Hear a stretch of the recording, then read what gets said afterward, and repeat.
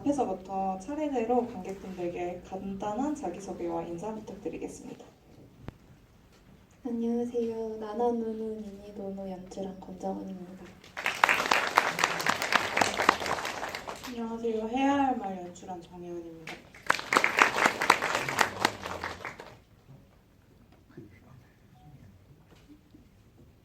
네, 안녕하세요. 브라보 마이 라이프 연출한 김효경입니다.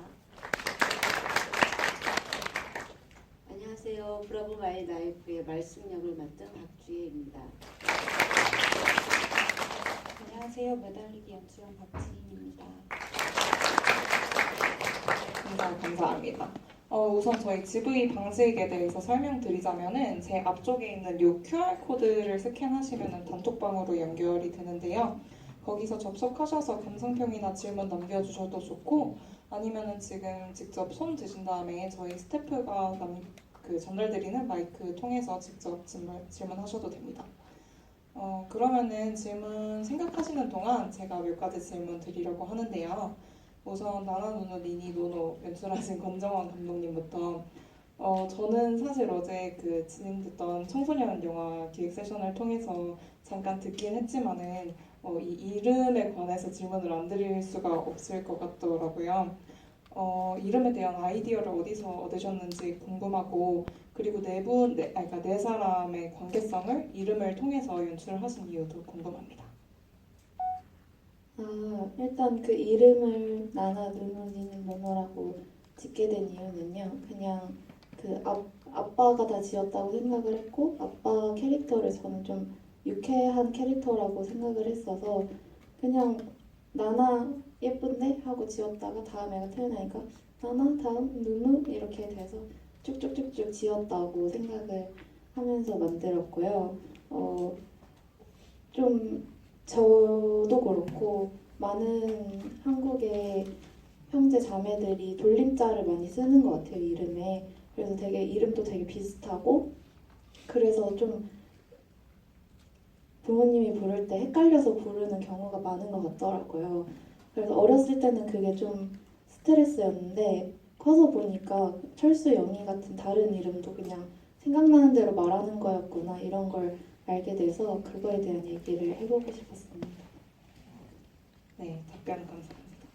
그럼 다음으로는 해야 할 말에 정혜원 감독님께 질문 드리자면은 돌아가신 엄마를 가운데 두고 두 사람의 관계성이 참 어색하고도 미묘했던 것 같은데 어떻게 이런 작품을 기획하셨는지 말씀해 주시면 감사하겠습니다. 처음 시작은 그 앞부분에 여기 오지 마세요 하는 그런 장면을 찍고 싶어서 시나리오를 쓰기 시작했고요.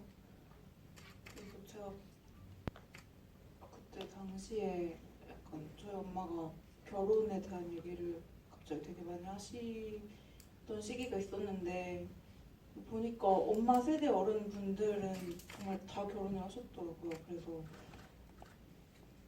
어떻게 이렇게 할 수가 있었을까? 그리고 그렇게 남들이 다른 대로 하지 않는 삶을 사는 사람들도 있지 않을까? 그런 생각을 하다 보니까 그런 사람이라면 여기 나온 미영이 같이 좀 단단하고 그런 사람이 될 수 있지 않을까 해서 그 캐릭터들을 만들다 보니까 이렇게 그런 이야기를 쓰게 된 것 같아요. 저는 개인적으로 매우 인상이 남았습니다. 그리고 다음으로 브라보 마이 라이프로 넘어가서 김효경 감독님부터 질문을 드리자면은 노년 여성을 대상으로 영화를 기획하신 이유가 궁금하고 그리고 스위스라는 그런 뭔가 그 나라를 대상으로 하신 이유도 궁금합니다. 일단 이제 저희 외할아버지가 실제로 요양원에 계시다 돌아가시기도 하셨고 뭔가 이제 저희가 나이가 들수록 어떻게 해결할 수 없는 문제들에 대해서 모두가 이제 언젠가는 겪게 될 감정이라고 생각을 해서 뭔가 죽음과 관련해서 우리가 좀 가볍고 재밌게 풀어낼 수 있으면서도 어떤 희망이 그래도 하나라도 남아있으면 좋겠다 생각을 하면서 이제 이 이야기를 기획을 하게 되었었고 그리고 이제 스위스란 나라를 선택하게 된 이유는 일단 존엄사를 선택할 수 있는 나라 중에 하나였고, 그리고 죽음이라는 건 어떻게 보면 어두운 이미지에 가까운데 최대한 좀 초록초록하고 밝은 그런 이미지를 가진 나라를 선택해서 좀 영상적으로도, 그리고 배우분들이 연기하셨을 때도 뭔가 대비되는 그런 것들을 보여주고 싶어서 선택하게 되었습니다. 네, 감사합니다. 저도 할머니가 계셨는데 요양원에 계시다가 돌아가셨거든요. 뭔가 공감이 가네요. 그 다음으로 넘어가서 그 박주혜 배우님께 질문 드리자면은 영화 속에서 그 두 분의 각별한 친구 사이 같은 그런 모습이 정말 참 부럽고도 기억에 남았는데 캐스팅 비하인드나 아니면 뭐 촬영하시면서 있었던 에피소드랄 게 있는지 궁금합니다. 뭐 비하인드나 에피소드는 모든 작품에서 다 있을 수 있는 얘기고, 또 저희 작품을 하면서 제가 맨 처음에 오디션에 신청할 때는 옥본 배우님을 하고 싶어서 신청을 했는데 우리 감독님께서 어디를 봐도 저는 말숙이라고 그래서 저는 영화를 보면서 제 내면에 저런 말숙이 면이 있구나, 우리 감독님이 너무 캐스팅을 잘해주셨구나, 그래서 고마워하는 생각을 촬영을 했고, 또 이게 그 영화를 만들면서 약간 옥신각신하는 면이 참 많았어요. 왜냐하면 이 작품을 너무 사랑하고 또 너무 잘 되게 하고 싶어가지고 각자의 개인 의견을 굉장히 많이 얘기했는데 감독님이 그거를 다 수렴하셔가지고 이렇게 완성도 높은 작품을 만들어 주셨습니다. 참 기억에 남고, 저희 나이 때는 누구나 안락사라든가 이런 쪽으로 많이 생각하게 하는 작품이었는데 많이 이슈가 되기도 하고, 앞으로도 우리나라도 이 안락사에 대해서 많이 생각을 좀 해줘야 될 것 같다는 생각이 들고, 만약에 안락사를 가더라도 자식이 만약에 그거를 결정을 하게 있어서는 자식이 절대 잘못된 게 아니다라는 거를 저는 메시지로 드리고 싶습니다. 감사합니다. 네, 감사합니다. 그러면은 그 감독님께 추가적으로 여쭤보자면 어떤 포인트에서 딱 배우님이 말숙 같다고 느끼셨는지 한 말씀 부탁드립니다. 일단 그 옥분이랑 말숙은 완전 단짝 친구 이미지이기 때문에 일단 완전 정반대 됐으면 좋겠다고 생각을 해서, 이제 주인공 옥분 같은 경우에는 좀 소녀소녀하고 귀여운 이미지, 그리고 말숙이는 좀 털털하면서 완전 그 동네의 어떤 반장 같은 느낌을 좋겠다는 생각을 했었고, 박주혜 선배님을 이제 결론적으로 캐스팅하게 된 거는 제가 오디션을 보고 이제 집으로 돌아가는 길에 선배님께서 이제 사진 한 장을 보내주셨는데, 이제 지나가시다가 말숙이가 입을 것 같은 옷이라고 그걸 사서 입으셔가지고 저한테 사진을 보내주시면서 딱 보내주셨는데 누가 봐도 그게 너무 말숙이었어요. 그래서 네, 바로 이제 선배님께 전화 드려서 같이 하고 싶다고 말씀을 드렸고, 네, 그래서 함께 하게 된 것 같습니다. 결론적으로 함께하게 돼서 정말 다행이네요. 그럼 이제 매달리기로 넘어가서요.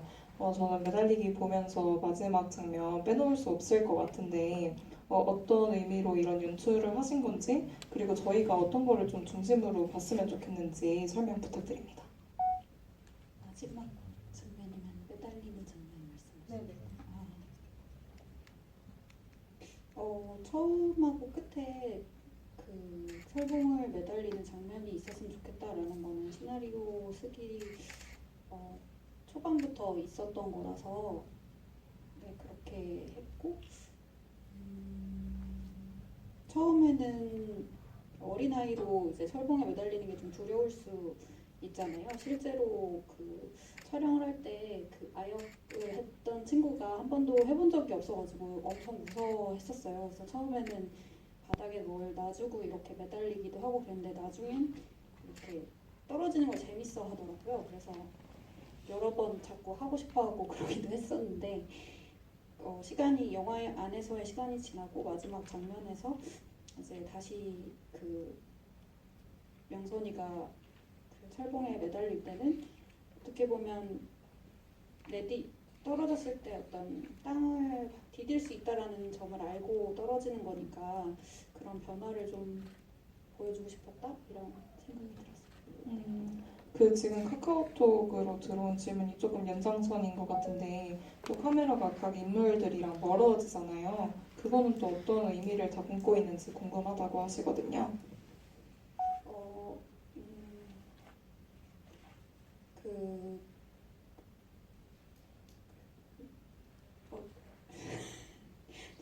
그 제가 영화를 통해서 어떤 성장에 대한 이야기를 다루고 싶었는데 그 성장이라는 거는 과거의 어떤 상처로부터 또 계속 앞으로 나아가는 일이라고 생각을 했던 것 같아요. 그래서 앞으로 나아간다는 건 과거로부터 멀어지는 거라고도 생각이 들었어서 그래서 영선이가 앞으로 달려나가는 동안 그 과거로부터 멀어진다라는 걸 좀 보여주고 싶어서 그렇게 연출했습니다. 네, 답변 감사합니다. 그럼 이제 관객분들께 마이크를 돌려서 좀 질문 받아보려고 하는데요. 질문 있으신 분들은 손을 들어주시면 감사하겠습니다. 저기 뒤에서 두 번째 줄에 입구 쪽 뒤에서 두 번째 줄에.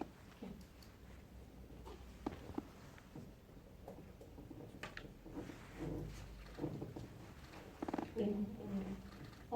좋은 영화 잘 봤습니다.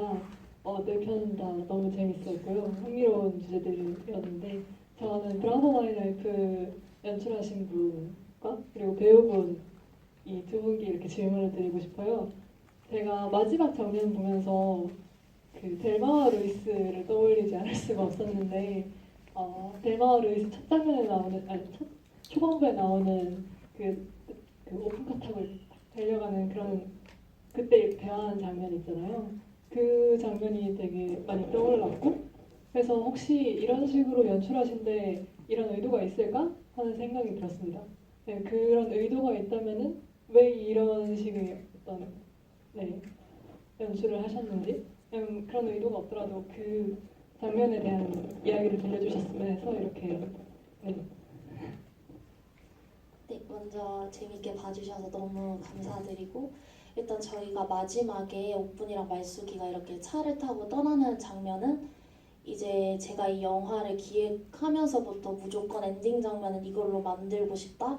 그리고 그 노래랑 같이 떠나는 것을 넣고 싶다라고 확고히 뭔가 이미지적으로 머릿속에 있었고 실제로 이제 촬영 감독님이랑 레퍼런스로 델마 루이스 영화를 실제로 참고하기도 했었고 근데 이제 그걸 완전 뭐 오마주 해야겠다 이런 거는 아니었어요. 그래도 어느 정도 참고한 건 있고 뭔가 이 할머니 둘이서 이렇게 운전을 하면서 뭔가 그 골목길을 떠나는 그림 자체가 너무 재밌을 것 같았고 저희가 사실은 뭔가 실제로 죽는 거라든지 저희가 스위스를 진짜 간다든지 그런 거를 표현을 할 수는 없었기 때문에 어떤 열린 결말로 좀 이거를 보시는 분들께 어느 정도의 해석의 여지를 남겨드리고 싶었고 또 저는 해피엔딩을 좋아하는 사람이라 해석하기에 따라 다르겠지만은 어떤 이런 골목을 할머니들이 차를 타고 떠나는 이미지를 통해서 좀 보는 사람들이 그래도 마음이 좀 따뜻해졌으면 좋겠다라는 생각을 가지고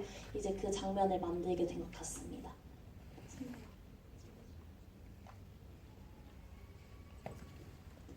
저도 그 작품을 찍으면서 중간중간 생각도 많이 했지만 그 마지막 장면에 또 더 다른 장면도 있었는데 이제 그거는 이제 그렇고 이 장면을 이제 마지막으로 봤을 때 참 아름다운 길을 마지막으로 두 사람이 가는구나라는 그런 여운을 많이 느끼게 해주는 장면이었던 것 같아서 참 좋았습니다.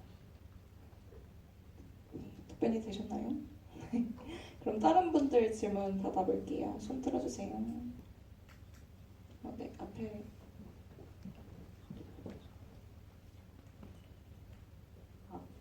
네, 영화 너무 다 잘 봤고요. 저는 해야 할 말의 정혜영 감독님께 질문 드리고 싶습니다.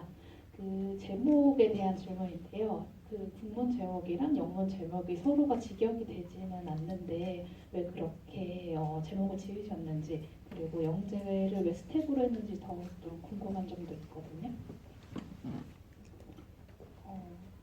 제목을 사실 해야 할 말로 약간 가제처럼 해놨었는데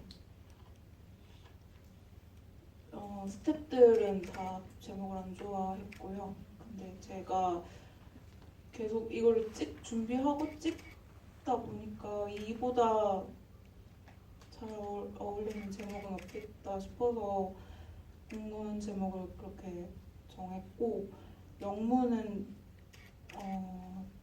저희 조연출 해줬던 친구랑 정말 많은 얘기를 나눴는데 어쨌든 이게 계속 앞으로 걸어가는 그런 이야기이고, 그리고 계단도 많이 나오잖아요.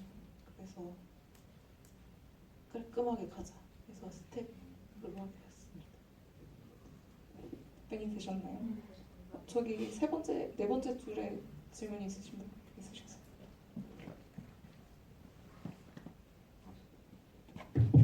저도 약간 연결된 질문이라 바로 하고 싶은데 그 스텝이라는 영문명이 제목을 다 끝나고 사실 알게 됐는데 처음 영화를 볼 때부터 그 발자국 걸음걸이 소리가 되게 명확하게 들렸거든요. 그래서 혹시 사운드를 연출하실 때 그 부분을 의도하고 중점을 두신 건지, 그리고 또 따로 연출을 하실 때 중점을 둔 부분이 있다면 어떤 게 있는지 궁금합니다.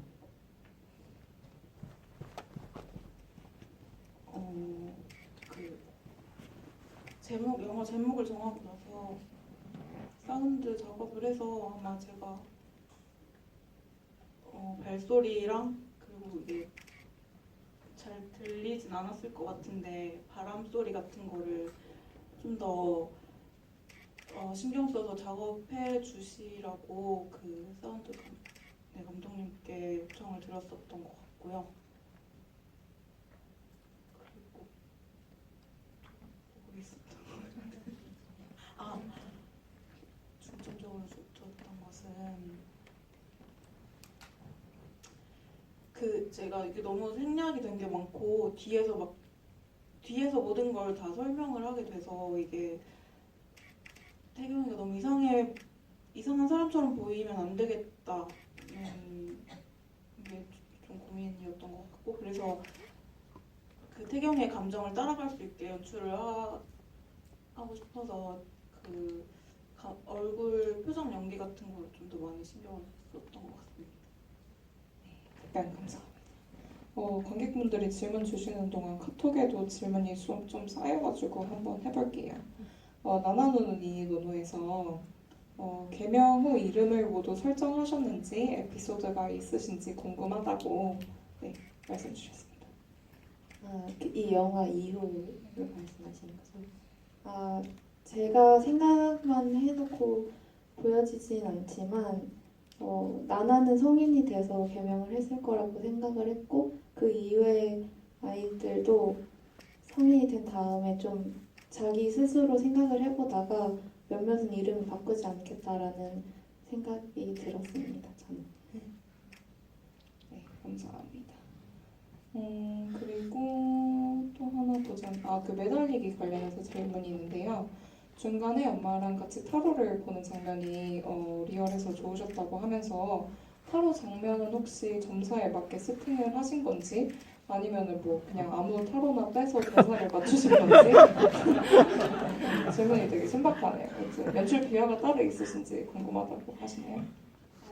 타로 점사에 대해서 그 장면을 그 시나리오에 있는 대로 연기해 주신 거고, 그 타로 카드도 정해놓고 이제 한 거고요. 그 점사 자체는 제가 그냥 타로 그 카드에 검색해 보면 나오는 어떤 의미 같은 거를 조합해가지고 또 이 이야기랑 좀 어느 정도 뭔가 연결되게 이렇게 만들었던 것 같고, 특히 이제 그 행맨 카드가 꼭 나왔으면 좋겠다라고 생각해서 타로 장면은 시나리오가 많이 바뀌었는데 그것도 초반부터 있었던 장면이에요. 그래서 시나리오에 점 묘사를 제가 썼고, 그 김금순 배우님이 되게 자연스럽게 연기를 해주셔가지고 또 그 장면이 엄청 설득력 있게 살지 않았나 이런 생각을 했습니다.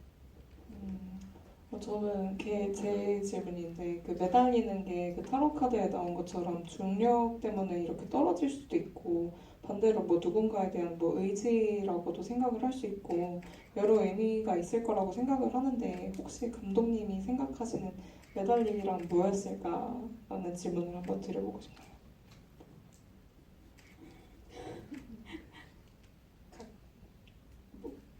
딱 이렇게 막 구체적으로 정해두고 이런 의미가 있었다기보다 그 뭔가 그 살아간다는 것 자체가 좀 어떤 자기의 주어진 환경이나 세팅 안에서 그 그 무언가를 향해 손을 뻗는 행위 같은 거잖아요. 그래서 매달리는 게 항상 그럼에도 불구하고 계속 그러니까 중력이 있기 때문에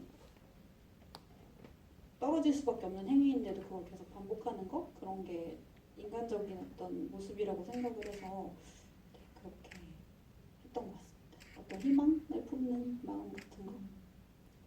네, 카톡 질문을 하나 더 읽어보자면요. 그 브라보 마이 라이프 박주혜 배우님 연기 너무 잘 봤다고 말씀하시면서 작품 준비하시면서 배우님이 어떤 것들을 준비하셨는지 혹시 안경이랑 선글라스 같은 소품들도 배우님 소품인지 궁금하다고 질문 주셨습니다. 네, 먼저 감사드리고요. 감독님이 준비한 소품도 있지만 그 돋보기하고 선글라스는 제가 준비한 겁니다. 제 필수품입니다. 네, 혹시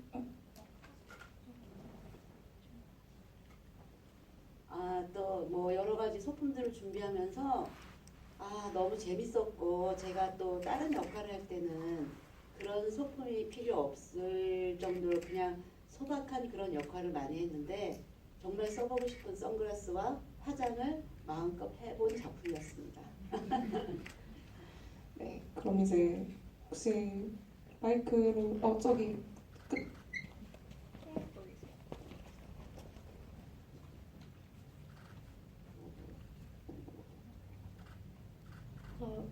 분홍께 질문을 드리고 싶은데 우선 매달리기 감독님께는 그 초반에 선생님 분이 나오시는데 휠체어 장애인으로 나오시는 부분이 저는 되게 좋았는데 뭔가 의도하신 그렇게 설정하신 이유가 있는지 여쭤보고 싶었고 또 브라보 마이 라이프 배우님께 여쭤보고 싶었던 건 어쨌든 말속이 옥본을 막 돕는데 옥본은 스위스에 죽고 싶어서 가고 싶다고 한 거잖아요. 그래서 뭔가 단짝 친구로서 엄청 열심히 막 밤을 막 까면서 도와주는데 뭔가 단짝 친구가 이렇게 죽고 싶어서 간다고 하는데 마음이 어떨지 되게 저는 궁금해서 연기하시면서 말속에 어떤 마음으로 그 옥분을 돕는지 어떻게 해석해서 연기하셨는지 궁금해서 질문드렸습니다. 그 휠체어 장애인으로 등장하는 분은 김원영이라는 작가님인데 이제 제가 예전에 연극할 때 알게 된 친구여가지고 한 번쯤 영화에 캐스팅하고 싶었는데 이번 기회에 이 역할을 해주면 어떨까라고 부탁을 해서 승낙을 해주셔서 사실 캐스팅을 할 수 있었고요. 그분이 어울린다고 생각했던 이유 중에 하나는 그 대사 중에 뭐 누구도 널 완벽하게 이해할 순 없어 이런 대사를 하잖아요. 근데 그런 면에서 지금 바꿔 생각해보면 그 영선이는 얼마나 그 선생님을 이해할 수 있을까 사실 어떻게 보면 도달 불가능한 어떤 부분인데 또 어린아이처럼 좀 기대고 싶은 마음 같은 게 있는 거잖아요. 그래서 그런 걸 좀 표현해보고 싶어서 이렇게 캐스팅하게 됐습니다. 저 같은 경우는 만약에 이게 실제 상황이었을 때 혼자 있고 또 친구가 그렇게 옛날부터 가족들 간의 여러 가지 삶을 쭉 지켜보면서 희노애락을 다 봐왔으니까 그 친구가 그렇게 원할 때 선뜻 들어줄 수 있을 정도는 할 것 같기도 하고 또 어떻게 보면은 내가 그 옥분이라는 친구를 약간 업고 덕분에 스위스 여행을 한번 가볼까? 그런 속마음도 좀 없잖아 있었을 것 같다는 생각이 들어요. 네, 답변이 되셨을까요? 네, 그러면은 카톡으로 많이 질문을 주셔가지고 좀 읽어볼게요. 여러분 되게 부끄러움이 많으신가 봐요. 그 해야 할 말 있잖아요. 그 정혜원 감독님께 질문 있다고 하시면서 대사로부터 유추해보건대 미영은 그 과거에 같이 병원에 입원한 사건이 있었냐고 그렇다면 더 자세한 얘기 듣고 싶다고 그렇게 질문 주셨습니다.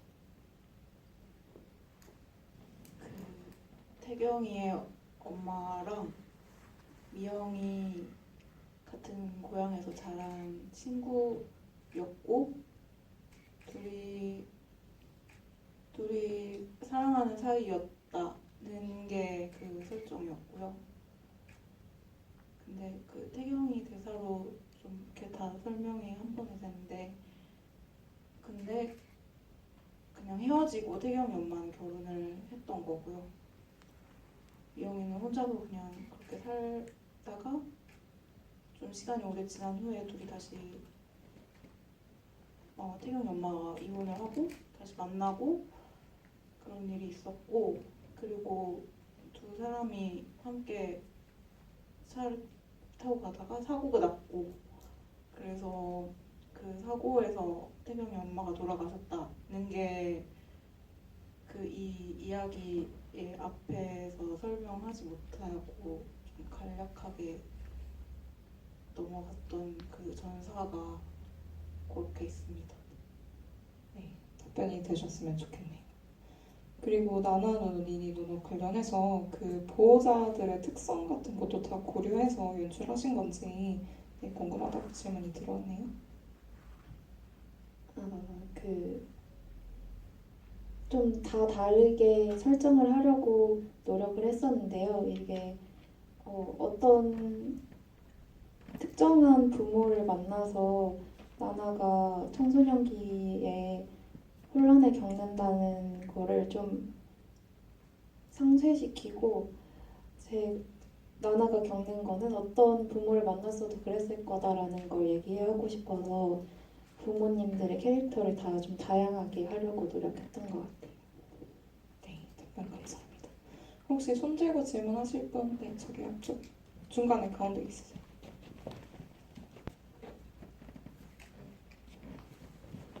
매달리기 감독님께 질문이 있는데요. 영선이 주인공 연기가 너무 인상 깊어서 영선이를 그대로 데려와서 찍은 것만 같은 느낌이 들을 정도 있어요. 그래서 캐스팅 비화가 궁금하고요. 뭐 오디션이랄지 이런 게 궁금하고, 또 감독님만의 연기 연출은 어떤 식으로 하시는지도 굉장히 궁금합니다. 그 영선 역할은 오디션을 통해서 그 프로필을 받아가지고 이제 몇 분께 연락을 드려서 오디션을 받고 그 오진수 배우님이 최종 선정이 되셨는데 그 미주 역할을 맡은 장유진 배우님도 영선으로 오디션을 보러 오셨다가 이제 미주 대사를 한번 읽어봐달라고 제가 부탁드려서 어울리는 것 같아가지고 그렇게 이제 부탁드려서 캐스팅을 하게 됐고요. 그냥 오디션을 보면서 그 배우님과 이제 소통을 하면서 그 캐릭터에 대한 해석도 나눠보고, 또 그 순간에 어떻게 이제 서로 그게 소통이 잘 되는지 이런 것들을 좀 확인한 다음에 캐스팅을 하는 편이고요. 연기 연출은 이번 같은 경우에는 제가 촬영도 동시에 해야 했기 때문에 현장에서 연기 연출을 많이 할 수 있지 않을 것 같다라는 생각 때문에 리허설을 많이 했던 편이고, 리허설을 하면서 좀 시나리오 수정하기도 하고 장면을 만들었던 게 이제 뭐 축구하면서 이렇게 대화하는 장면이나 이런 것도 공을 가지고 이제 서서 대화하면서 이렇게 좀 움직임을 하면서 이제 연기를 해보면서 만들어 간다든지, 뭐 모자를 빼서 쓰는 것도 그 자리에서 같이 이렇게 만들어 본다든지 하는 것들을 리허설 때 좀 미리 해봤기 때문에 현장에서는 배우님들이 다 좀 알아서 연기를 해주신 부분들이 이번에는 많이 있었던 것 같아요. 네, 저기 뒤쪽에 복도 쪽에 질문 있으십니다.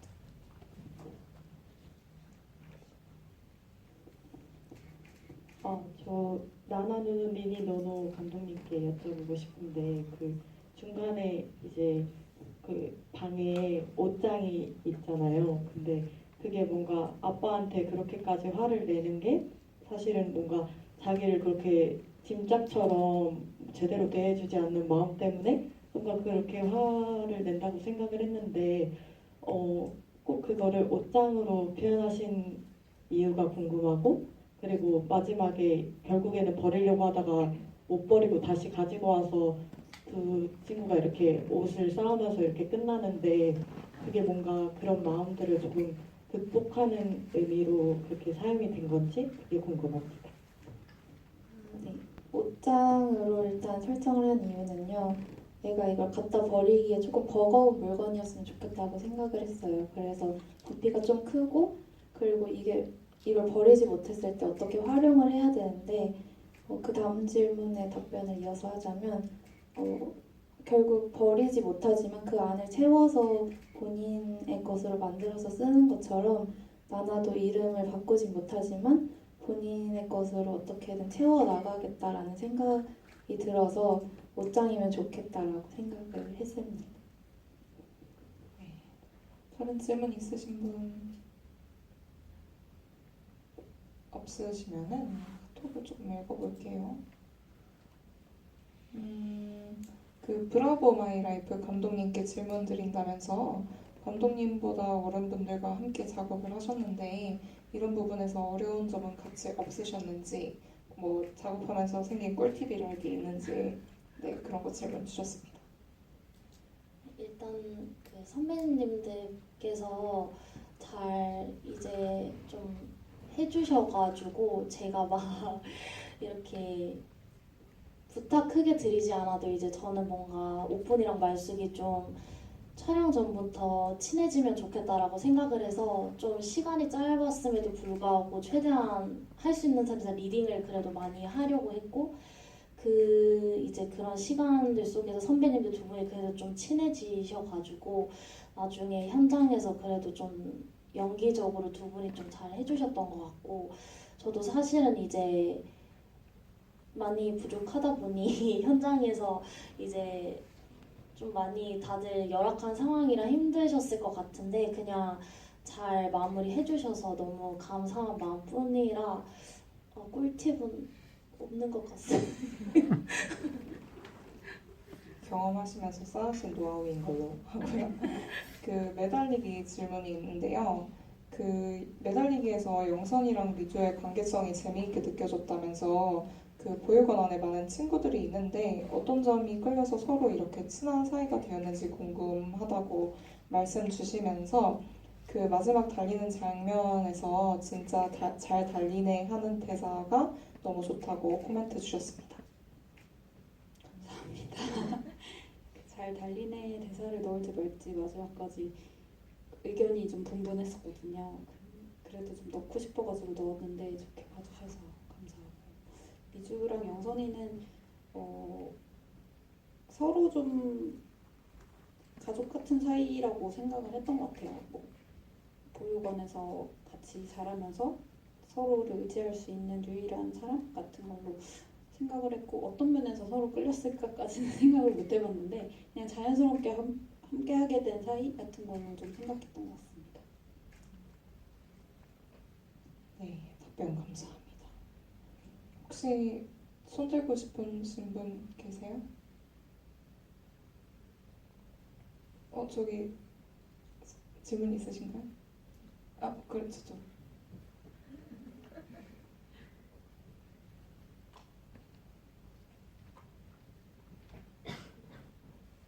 저는 그 매달리기 감독님께 질문을 드리고 싶었는데 영화 중간에 이제 서브 메시지들이 좀 와닿는 게 있었어요. 예를 들면 목도리를 내어준다던가 신발을 좀 건네준다던가 그거에 있어서 감독님이 가장 좀 마음에 아껴두셨던 좀 신경을 더 썼던 부분이 있었는지 궁금합니다. 저도 뭔가를 건네주는 장면 찍을 때 제일 좀 좋았던 것 같고 영선이가 뭔가를 이제 받고 싶은 마음에서 출발해서 줄 수 있는 사람이 되는 게 이 이야기를 만듦에 있어서 캐릭터의 변화라고 생각을 했었거든요. 그래서 이 안에 있는 사람들이 가진 건 많지 않아도 서로 좀 주고받았으면 좋겠다는 생각을 했었던 것 같고 특히 신발 같은 경우에는 좀 신발 자체가 뭔가 어떤 사람의 정체성을 상징하는 전통적으로 그런 면이 있잖아요. 그래서 처음부터 좀 신발을 많이 써보고 싶다 이런 생각을 했던 것 같고요. 목도리 같은 경우에는 미주가 이제 그래도 영선이에게 뭔가를 미주가 그렇게 막 화를 내놓고도 둘이 특별히 화해를 하지 않아도 그런 제스처로 항상 뭔가 화해를 했을 것 같고 또 그게 빌려주는 거라고 이렇게 얘기를 할 때 이걸 돌려받기 위해서라도 다시 만날 수 있는 어떤 여지를 항상 남겨놓고 싶은 그런 마음 같은 걸 좀 표현하고 싶었습니다. 제가 놓쳤는데 그 박지인 감독님 쓰고 계신 모자가 그 미주가 썼던 모자랑 같은 모자인지 아 궁금하고 맞습니다. 제 거를 그냥 활용해가지고 했어요. 분설미가 좋으시네요. 네네. 네, 답변이 되셨으면 좋겠고요. 그 혹시 손들고 질문하실 분 없으실까요? 그럼 이거 한번 볼게요. 어디요? 다시 들어주세요. 아, 네.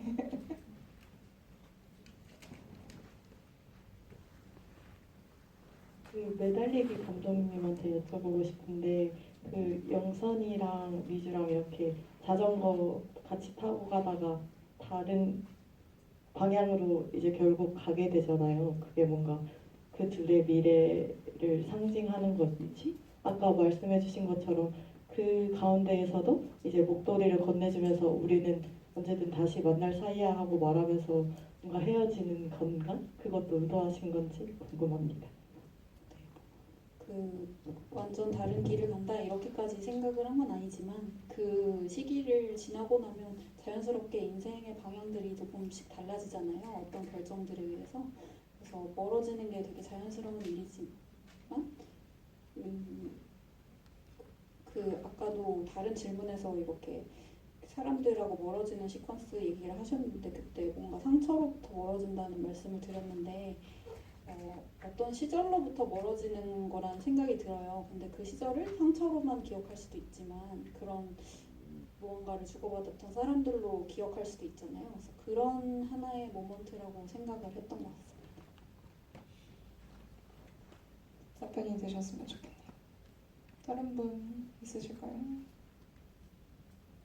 없으시면은 그 나나노는 이리 노노 관련해서 질문이 나나가 누누죠? 죄송해요. 죄송합니다.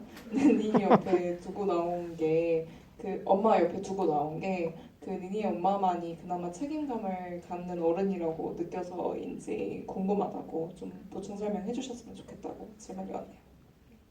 우선 헷갈리라고 지은 이름이니까 너무 괜찮고요.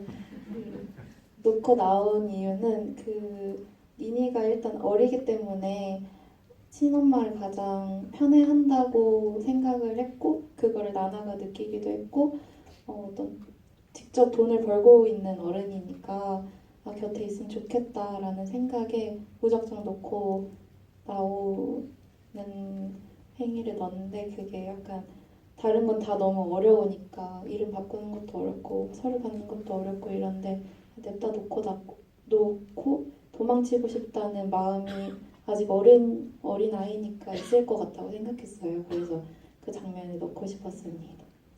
저는 제 개인적으로 궁금한 게 그 나나의 주변에는 왜 이렇게 무책임한 어른들로 가득 차 있는지 그게 좀 되게 답답하고 속상했던 것 같고 그런 나나의 눈에 어른들이 어떻게 보였을지 그런 것도 좀 궁금했는데 설명 가능하실까요? 사실 각자의 사연이 되게 부모님들마다 있다고 저는 생각을 했고 설정을 했고 다 그 부모님들 입장에서 얘기를 보면 그렇게까지 무책임한 인간이 아닐 수도 있어요. 근데 청소년기에는 뭐든지 좀 이렇게 안 좋은 면만 보이니까 그 아이의 시선으로 이 영화는 만들자. 그 어른들의 이유는 다른 영화에서 설명을 해주니까 여기서는 아이의 입장에서만 만들자라는 생각이 좀 극단적으로 상황을 만들어 놓고 시작을 했던 것 같습니다. 네, 감사합니다. 질문 있으신 분 없으신가요? 그러면은 이거 좀 보고 있을게요.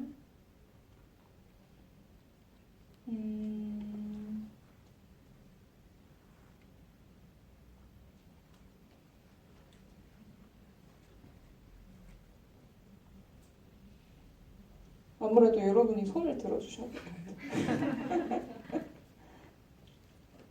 아, 네. 앞쪽에 질문해 주세요.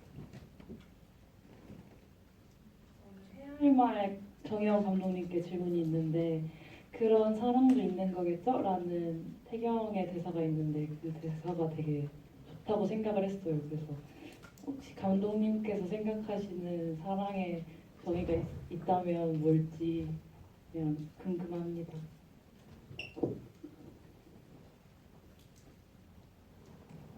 사랑의 정의를 사랑을 잘 모르겠고요. 근데 정말 그 말 대사 그대로 이런 사랑도 있고 저런 사랑도 있다.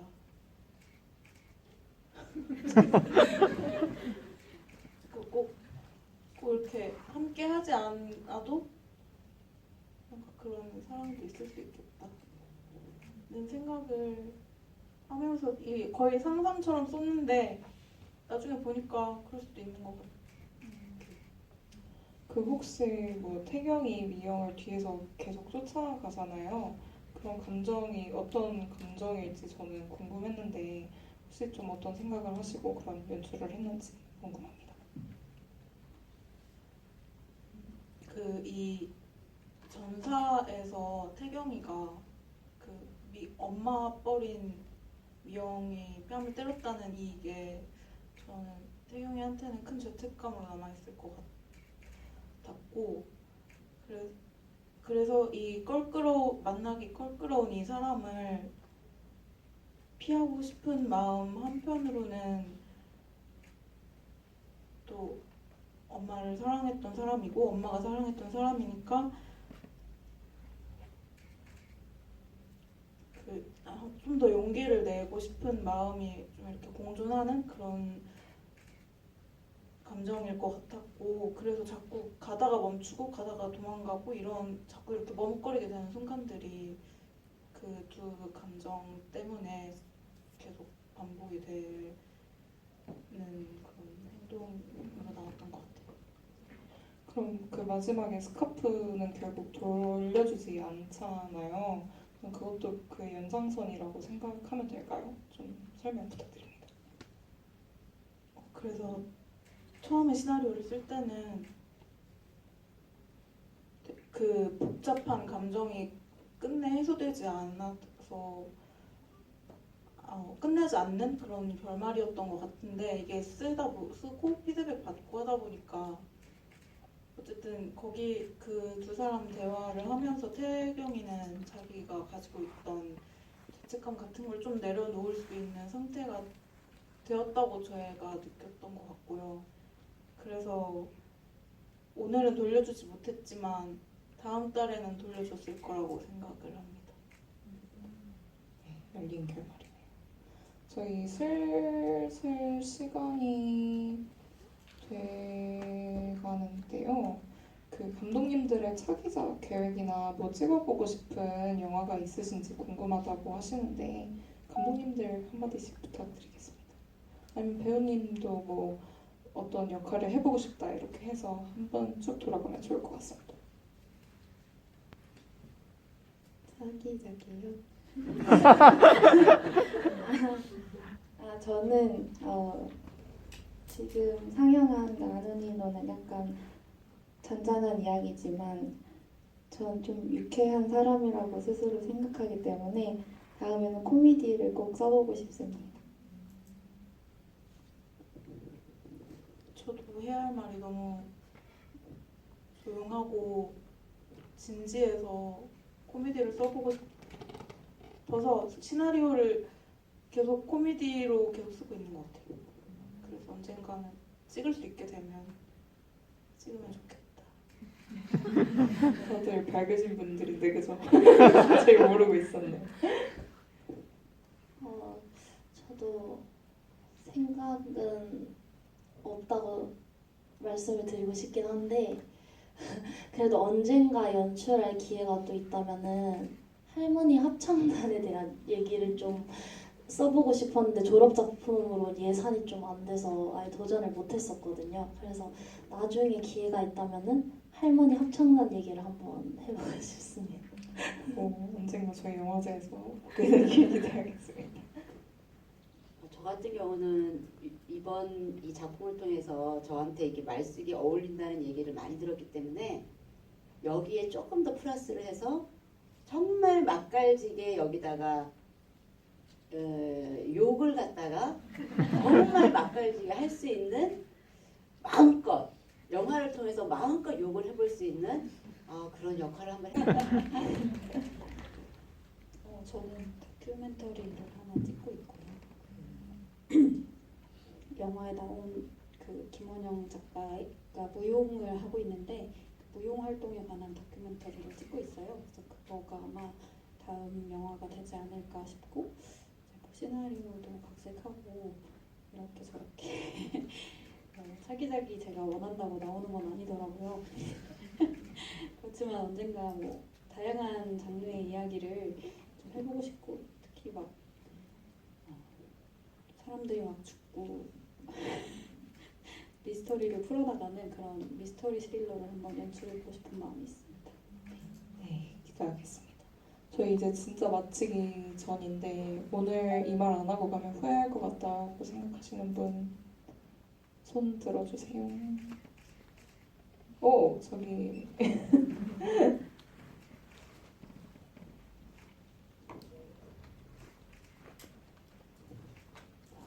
나나 누누니니노 감독님께 여쭤보고 싶은데 질문이 두 가지인데요. 일단 개명을 원하는 청소년 그리고 이를 동생들의 엄마들에게 동의를 받아야 하는 상황 자체가 굉장히 특별하고 평범한 사연은 아니잖아요. 그래서 어떤 계기로 이런 발상을 하게 되었는지 궁금하고 두 번째는 아역 배우들의 연기가 너무너무 자연스러웠는데 특히 이 나나랑 누누의 대화가 정말 진짜 장애 같았거든요. 그래서 감독님만의 디렉팅 비법이 따로 있었는지 궁금합니다. 첫 번째로 개명을 소재로 한 이유는요. 청소년기가 어쨌든 자아를 찾아가는 과정인데 자아를 분류하는 가장 첫 번째 방법이 이름을 부르는 거라고 생각을 했어요. 그래서 거기서 이제 자아를 찾는 내용을 가보자 이렇게 생각을 했었고 동의를 받게 되는 이유는 그 과정이 조금 많이 어려웠으면 좋겠다라는 생각에 동의를 받는 여정으로 그려보자 이렇게 생각이 들었던 것 같아요. 그리고 두 번째로 아역 배우들의 연기는 이미 너무 잘하시는 분들이 와주셔서 자연스러웠던 것도 있었고 제가 실제로 자매가 2명이나 더 있는데 항상 저희가 서로 말이 좀 많은 편이어서 대화를 많이 해보다 보니까 그런 대화들을 잘 살려서 써보자 이런 생각으로 대사를 썼던 것 같습니다. 마지막에 손 들어주셔서 좋은 답변 되셨으면 좋겠네요. 그러면은 마지막으로 오늘 이렇게 한 자리 해주신 소감 한번 들어볼까요? 이번에는 끝에서부터 듣도록 하겠습니다. 저 매달리기는 저는 독립에 대한 이야기를 쓰고 싶어서 썼는데 이렇게 서울 여성 독립영화제에 초청받게 돼서 되게 기뻤거든요. 그래서 여기 이렇게 일요일에 많은 분들 와주셔서 끝까지 자리해 주셔서 너무 감사드리고 영광이었습니다.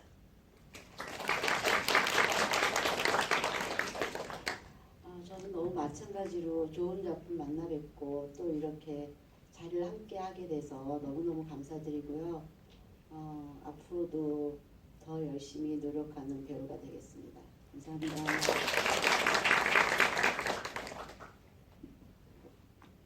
저도 2년 전에 찍었던 영화를 이렇게 좋은 기회로 상영할 수 있게 돼서 너무 감사드리고 저도 오늘 다른 감독님들 작품 보면서 많이 배워가는 것 같아서 너무 좋은 경험이 될 수 있을 것 같아서 좋은 시간이었습니다. 감사합니다.